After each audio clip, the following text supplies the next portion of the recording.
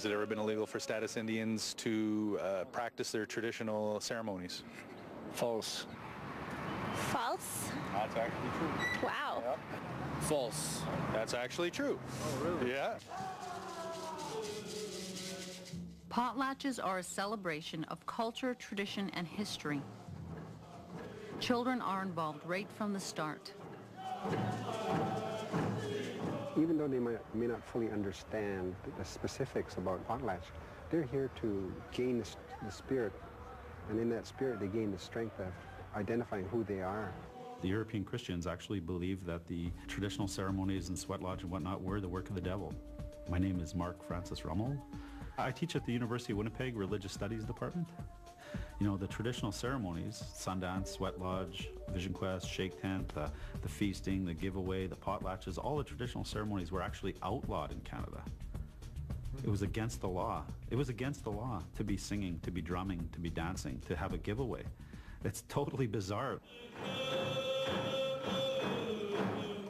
The laws pertaining to the prohibition against the potlatch actually starts about 1884.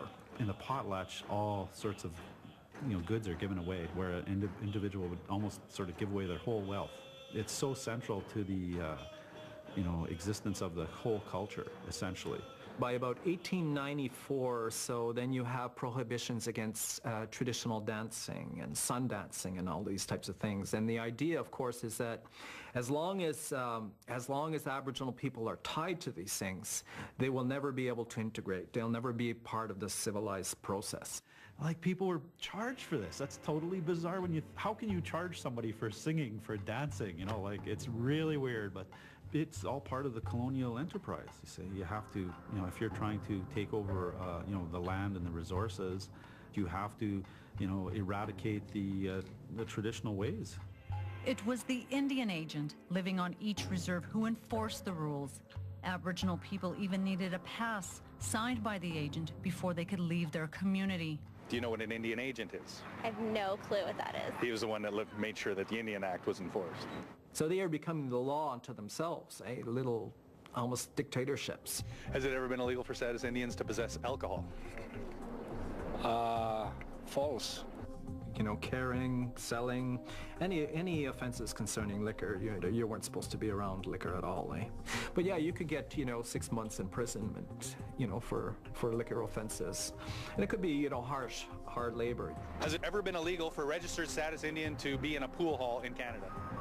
False. That's actually true. It's true. Yeah. Even being in a pool hall where there's no liquor, that could be a 6-month offense, eh? First Nations veterans are proud of their wartime contributions. But when they returned to Canada, they were faced with mixed emotions. Even vets, coming back from the war can't go out to the Legion halls. First Nations veterans were supposed to receive the same benefits as any other servicemen or women. The problems occurred when First Nations veterans were told to return to their reserves and see their Indian agents about their benefits.